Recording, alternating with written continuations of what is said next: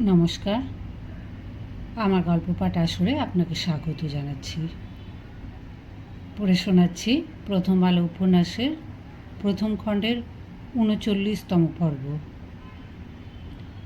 মেছো বাজার থেকে band party ভাড়া করে এনেছেন শশীভূষণ।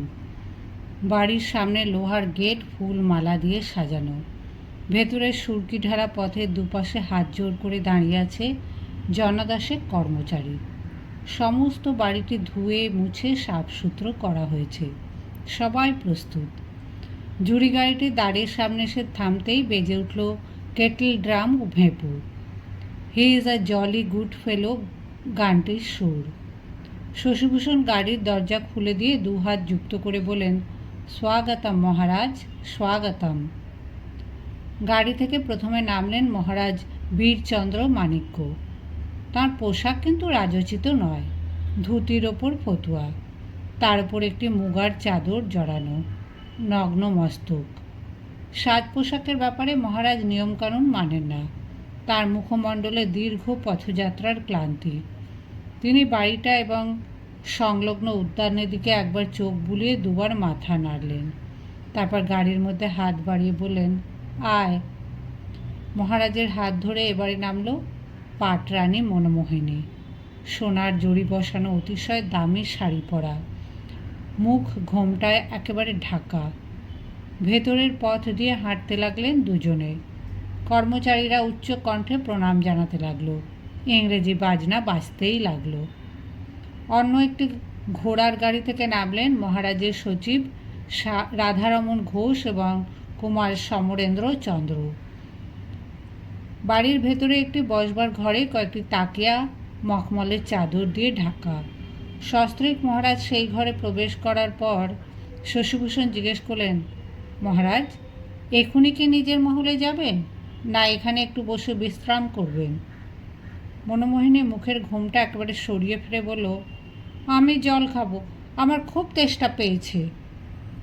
সেই ঘরেই জলের পাত্র, কয়েকটি রূপোর গ্লাস ও কিছু মিষ্টান্ন রাখা আছে। একজন ভৃত্য ট্রেতে করে সেসব নিয়ে এলো কাছে। মনমোহিনী ঢকঢক করে জল খেয়ে ফেলল 2 গেলাস। মহারাজ বাঁ হাতখানা বাড়িয়ে রইলেন পাশে।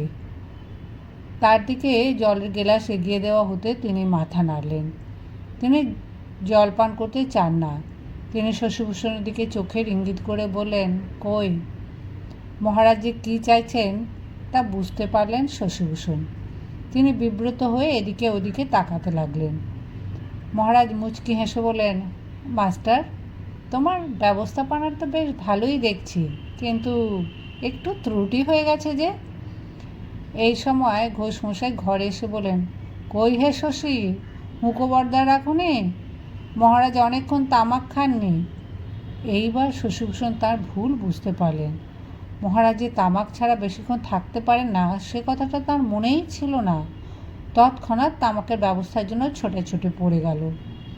মনমোহিনী উঠে দাঁড়িয়ে জিজ্ঞেস করলো, আমার ঘর কোনটা? সিঁড়ি দিয়ে ওঠার সময় রাজরানী সুলভ ব্রীড়া ত্যাগ করে সে তত্তর করে উঠতে লাগলো। মাটিতে গড়াতে লাগলো তার আঁচল।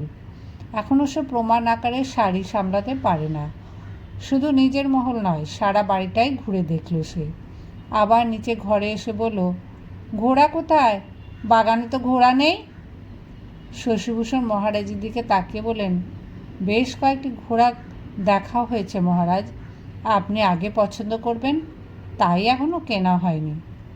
মহারাজ বলেন, বেশ, আপাতত 2-1 দিনের মধ্যে প্রয়োজনও নেই। দিন 2-1 বিশ্রাম নেব। তবিয়ত বিশেষ ভালো নেই হে। একটুক্ষণ তামাক টানার পর তিনি ঘর থেকে বেরিয়ে গিয়ে থমকে গেলেন। তার মুখ কুঁচকে গেল। ঘোষমশাই জিজ্ঞেস করলেন, কী হলো মহারাজ?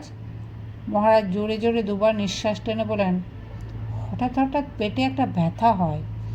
ওখানকার ডাক্তার বৌদিরা তো কিছুই করতে পারল না। এখানে ভালো ডাক্তার জোগাড় করো। শশীভূষণ বললেন, হোমিওপ্যাথি চিকিৎসা করাবেন?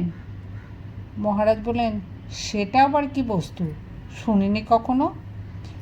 শশীভূষণ বললেন, আগে নতুন ধরনের চিকিৎসা, খুব ভালো কাজ হয়। তাহলে আমি ডাক্তার মহেন্দ্রলাল সরকারকে ডাকতে পারি। সবাই বলে তিনি ধন্বন্তরী। ঘোষমশাই বললেন, হ্যাঁ, মহেন্দ্রলাল সরকারকেই ডেকে আনো, উনি তো অ্যালোপ্যাথি হোমিওপ্যাথি দুটোই জানেন। মহারাজ বীরচন্দ্র বললেন, আর ঠাকুরবাড়ির সেই ছোকরা কবিটি কি যেন নাম যেন? হ্যাঁ, রবীন্দ্রবাবু, তুমি যার খুব সুখ্যাতি করো, তাকে একবার খবর দিয়ে যদি আসে।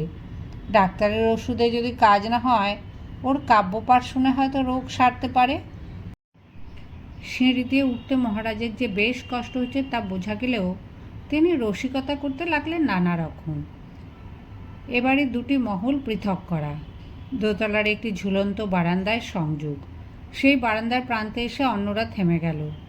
অন্দরমহলে কর্মচারীরা কেউ যাবে না, পুরুষ বৃত্তও কেউ নেই সেখানে, রয়েছে 3টি দাসী। মহারাজ শশীভূষণকে বললেন, আমার পেটের ব্যথা শুনে যেন আমাকে কাঁচকলা শিঙি মাছের ঝোল খাইও না, রুগীর খাদ্য আমার পেটে সয় না। কলকাতায় এসেছি, ইলিশ মাছ খাবো না তা কি হয়? বাগবাজারের ঘাট থেকে ইলিশ আনিও, আর নবীন ময়রার রসগোল্লা। কুমার সমরেন্দ্র এবং রাধারমণ ঘোষের ঘর বারমহলে। শশীভূষণ তাদের আলাদা আলাদা ঘর দেখিয়ে দিলেন। রাধারমণের তক্ষুনি বিশ্রাম নেবার কোনো ইচ্ছা নেই। তিনি এসে বসলেন শশীভূষণের ঘরে। নিজের বাড়ি থেকে শশীভূষণ তার পালঙ্ক ও কিছু আসবাব আনিয়েছেন। তার ঘরটি বেশ বড়, পাশে একটি প্রশস্ত বারান্দা, সেখানে বসার ব্যবস্থা আছে। রাধারমণ একটা বেতের চেয়ারে বসে বলেন, ত্রিপুরা থেকে কলকাতায় আসার যা ধকল, তাতে অনেকখানি আয়ু খরচ হয়ে যায়। এই জন্যই আমি আসতে চাই না। তুমি মহারাজকে নাচিয়েছ, তাই আসতেই হলো। তা শশী, এত বড় বাড়ি ভাড়া নিয়েছ, গুচ্ছের কর্মচারী রেখেছ, এর তো খরচ কম নয়। এই খরচ জোগাবে কে? শশীভূষণ হাসি মুখে বললেন, আপনি জোগাবেন? রাধারমণ বললেন, রাজকোষ তো ঢন ঢন, টাকা জোগাড় করতে করতে আমার প্রাণ বেরিয়ে যায়।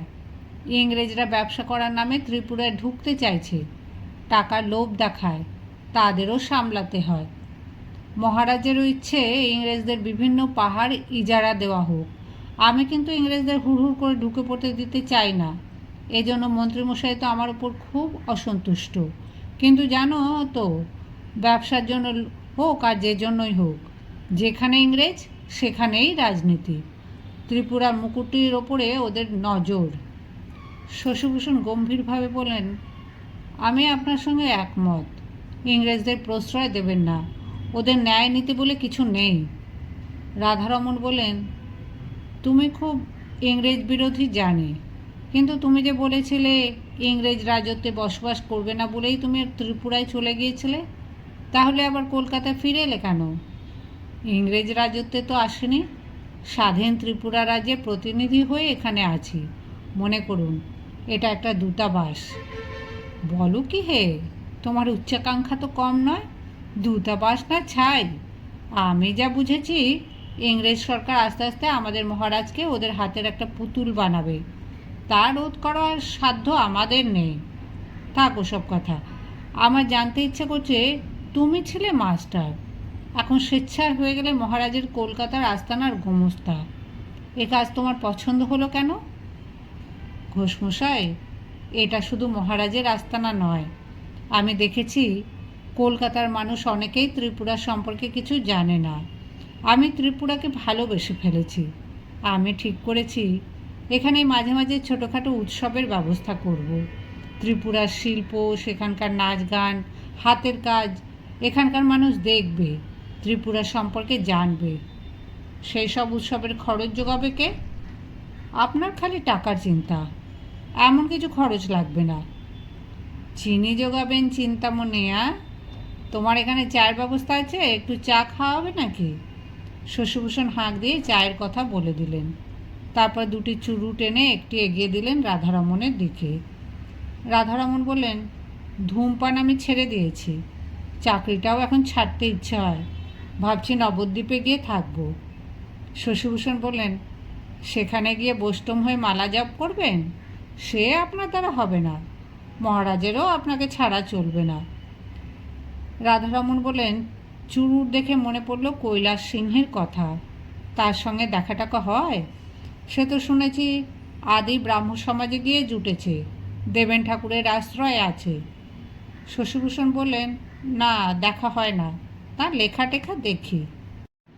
তাকে যেন হুট করে এখানে আসতে দিও না, তাকে দেখলেই মহারাজের মেজাজ ক্ষিপ্ত হয়ে যাবে।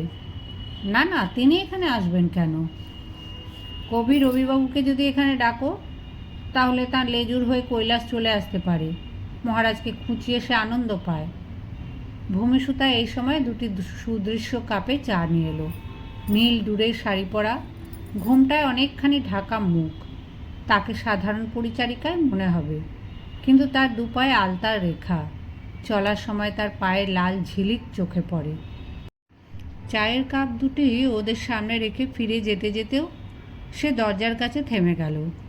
আঁচল দিয়ে সে একটি আলমারির কাচের কাল্পনিক ধুলো মুছতে লাগলো, কেননা সে হঠাৎ ভরতের নাম শুনতে পেয়েছে। রাধারমণ জিজ্ঞেস করলেন, আর সেই ছেলেটির কী খবর? পড়াশোনা করছে সে, না গোল্লায় গেছে? শশীভূষণ বললেন, ভরত? সে এখন প্রেসিডেন্সি কলেজে পড়ে, ভালো ছাত্র, লেখাপড়ার দিকে তার বরাবরের ঝোঁক। রাধারমণ ভূমিসুতার আলতা মাখা পায়ের দিকে চেয়ে রইলেন। শশীভূষণও অনুভব করলেন তাঁদের কথার সময় ঘরের মধ্যে অন্য কারোর উপস্থিতি অবাঞ্ছিত। তিনি বললেন, ও মেয়ে, তুমি পরে এসে কাপ দুটি নিয়ে যেও, এখন যাও। ভূমিসুতা দ্রুত বেরিয়ে গেল ঘর থেকে। শশীভূষণ বললেন, আমি এমন ব্যবস্থা করেছি যাতে মহারাজের ত্রিসীমানাতেও ভরত কখনো আসবে না। আমার সঙ্গে তার কোনো প্রত্যক্ষ যোগাযোগও নেই। রাধারমণ বললেন, একে সামান্য কাছুয়ার ছেলে, তাই হারিয়ে যাওয়াটা অতি তুচ্ছ ব্যাপার, কারণ মনে থাকার কথাও নয়, কিন্তু এখনও তার প্রসঙ্গ ওঠে, সেটাই ছেলেটার দুর্ভাগ্য। আমি খোঁজখবর নিয়ে জেনেছি, ছেলেটি কোনো দোষ করেনি। আমাদের ছোট রানীর সঙ্গে তার কোনো নিবিড় যোগাযোগ ছিল না। বিয়ের আগে মনোমোহিনী বালিকা সুলভ চাপড়লে ভরতের সঙ্গে কৌতুক করত, তাকে ভয় দেখাতো, অতি নিরীহ ব্যাপার। কিন্তু কেউ একজন মহারাজের কানে তুলেছিল যে ওই ভরত মনোমোহিনীকে বিয়ে করতে চায়। তাতেই চটে উঠে মহারাজ বলেছিলেন, ওকে সরিয়ে দাও। এ কথার মানে কি হয় তা তো জানোই। মহারাজের ধারণা ওর মুন্ডু কেটে জঙ্গলে পুঁতে দেওয়া হয়েছে। কিন্তু সেই কান ভারী করা লোকটি ভরতকে আরও নির্মম শাস্তি দিতে গিয়েই গোলমাল পাকিয়েছে। সে যাই হোক, মুশকিল হয়েছে কি, মনোমোহিনী তো কিছুই জানে না। সে মাঝে মাঝে সরল কৌতূহলে জিজ্ঞেস করে, ভরত কোথায়, তাকে দেখি না কেন? আর ওই নাম শুনলেই মহারাজ তেলে বেগুনে জ্বলে ওঠেন। শশীভূষণ জিজ্ঞেস করলেন, সেই লোকটি কে, তার নাম জানতে পারেননি? দীর্ঘশ্বাস ফেলে রাধারমণ বললেন, তাও জেনেছি, জানলেও তাকে শাস্তি দেবার কোনো উপায় নেই। শশীভূষণ দাঁতে দাঁত চেপে বললেন, আমাকে বলুন তার নাম, আমি নিজে তাকে শাস্তি দেব। রাধারমণ ঝুঁকে শশীভূষণের কাঁধে চাপড় মেরে বললেন, শান্ত হও বৎস, শান্ত হও। রাজনীতিতে ওরকম দু একটা মুন্ডু গড়াগড়ি যায় মাঝে মাঝে। যদি কখনো সময় আসে, সে ব্যক্তিটিরও মুন্ডু মাটিতে গড়াবে। বিকেলবেলায় শশীভূষণ গেলেন মহেন্দ্রলাল সরকারের চেম্বারে। অনেক রোগী অপেক্ষায় বসে আছে, কিন্তু ডাক্তারবাবু অনুপস্থিত। ডাক্তার হিসেবে মহেন্দ্রলালের এখন দারুণ চাহিদা, কিন্তু তিনি এখন মেতে আছেন বিজ্ঞান নিয়ে। তার প্রতিষ্ঠিত বিজ্ঞান পরিষদে এখন নিয়মিত বিজ্ঞান চর্চা ও বিজ্ঞান শিক্ষা দেওয়া হয়। দেশি বিদেশি বিশিষ্ট বিজ্ঞানীরা এসে সেখানে বক্তৃতা দেন, শুনতে আসে অনেকে। মহেন্দ্রলাল নিজে সব সময় সেখানে উপস্থিত থাকেন। এদিকে রোগীরা ফিরে যায়। কিছুক্ষণ অপেক্ষা করার পর শশীভূষণের একটা ভয়ের কথা মনে পড়ল। মহেন্দ্রলাল সরকার মেজাজি মানুষ, টাকা পয়সার দিকে ঝোঁক নেই। রাজা মহারাজার কথা শুনে হয়তো অবজ্ঞায় ঠোঁট উল্টাবেন। এদিকে মহারাজ বীরচন্দ্রের কাছে শশীভূষণের ডাক্তারের নাম বলে ফেলেছেন। এখন ইনি যদি যেতে না চান, তাহলে মহারাজ নিশ্চিত রুষ্ট হবেন। যেভাবেই হোক ডাক্তার মহেন্দ্রলাল সরকারকে রাজি করাতেই হবে। মহেন্দ্রলাল এলেন প্রায় 40 মিনিট পরে। শশীভূষণ প্রথমে কোনো কথাই বললেন না। একে একে অন্য রোগীরা বিদায় নিতে লাগলো। সব শেষে শশীভূষণ মহেন্দ্রলালের ঘরে ঢুকে বলেন, নমস্কার, কেমন আছেন? শশীভূষণের ধারণা ছিল মহেন্দ্রলাল তাঁকে চিনতে পারবেন।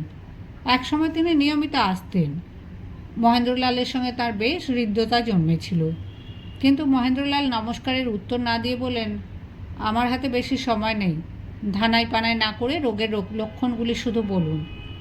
শশীভূষণ বললেন, আগে আমি নিজের চিকিৎসা করাতে আসিনি, আমার নাম শশীভূষণ সিংহ, আপনার কাছে এসেছি একটু বিশেষ প্রয়োজনে। মহেন্দ্রলাল এবার সরাসরি তাকে বলেন, শশীভূষণ? ও হ্যাঁ হ্যাঁ, ত্রিপুরা ত্রিপুরা, তোমার তো মাথার ব্যামো হয়েছিল তাই না? আবার কিছু গোলমাল শুরু হয়েছে নাকি? শশীভূষণ বললেন, আগে না, আপনার চিকিৎসায় খুবই ভালো আছি, আর কোনো দিন কোনো উপসর্গ দেখা দেয়নি। মহেন্দ্রলাল বলেন, বিয়ে করেছ নিশ্চয়ই, শুধু ওষুধে তো এত ভালো ফল হয় না। শশীভূষণ বললেন, আগে না, এখনও করে উঠতে পারিনি। মহেন্দ্রলাল বললেন, অত আর আপনি আগে করতে হবে না, বসো। তুমি হঠাৎ এসে হাজির হলে, এ তো ভারী মজার ব্যাপার। 2-3 দিন আগেই আমি তোমার কথা ভাবছিলাম। তুমি নাটকে গিরিশ ঘোষকে চেনো? শশীভূষণ বললেন, তার মতন বিখ্যাত ব্যক্তির নাম কে না শুনেছে? আমার সঙ্গে সাক্ষাৎ পরিচয় নেই। মহেন্দ্রলাল বললেন, গিরিশ আমাকে একটা বড় আশ্চর্যের কথা শুনিয়েছে।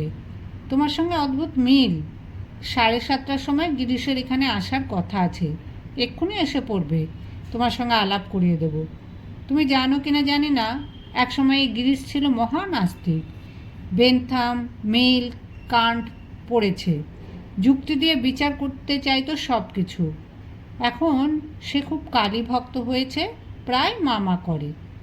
এর কারণ কি জানো? একবার সে খুব কঠিন রোগে পড়েছিল। রোগের জ্বালা বড় জ্বালা, অনেকেরই মনের জোর কমে যায়। অনেক ওষুধ খেয়েও কোনো ফল হয়নি, তাই গিরিশ তারকেশ্বরের মন্দিরে হত্যে দিতে গিয়েছিল। শশীভূষণ বললেন, এতখানি পরিবর্তন? মহেন্দ্রলাল বললেন, হয় হয়, মানুষের হয়। আসল কথাটা শোনো, তারকেশ্বরে গিয়ে কিছু লাভ হয়নি। তারপর হঠাৎ একদিন স্বপ্নে সে তার মাকে দেখতে পেল। গিরিশ অবশ্য বলে সেটা স্বপ্ন নয়, সে সত্যিই মাকে দেখেছে, তার কথা শুনেছে, তার স্পর্শ পেয়েছে।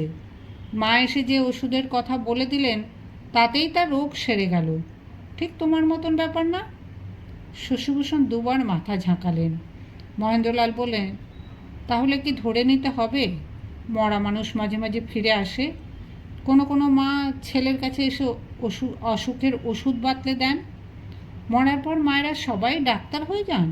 হ্যাঁ, কি বলো হে? শশীভূষণ মৃদু গলায় বললেন, না, তা হতে পারে না, মরা মানুষ ফেরে না। পরে আমি বুঝেছি ওটা ছিল আমার স্বপ্ন। অসুস্থ অবস্থায় স্বপ্নটা খুব তীব্র মনে হয়েছিল। মহেন্দ্রলাল বলেন, অটো সাজেশন। তখন আমি তোমার ভুল ভাঙাইনি। তুমি অসহায় অবস্থায় পড়ে নিজেই মাতৃমূর্তি তৈরি করেছিলে। তারপর হঠাৎ হা হা করে হেসে উঠে মহেন্দ্রলাল বলেন, কিন্তু মায়েরা বারবার আসে না, তাহলে আমাদের মতন ডাক্তারদের ভাত মারা যেত। গিরিশ আবার অসুখ বাঁধিয়েছে, এখন মায়ের বদলে সে এই ডাক্তারের কাছেই আসে। একটু পরে প্রসেনিয়ামের পাশ থেকে মঞ্চে নায়কের প্রবেশের মতন দরজার পর্দা সরিয়ে ঘরের মধ্যে ঢুকে পড়লেন গিরিশচন্দ্র। চক্ষু লাল, টলটলায়মান শরীর, মুখ দিয়ে ভুরভুর করে বেরুচ্ছে গন্ধ।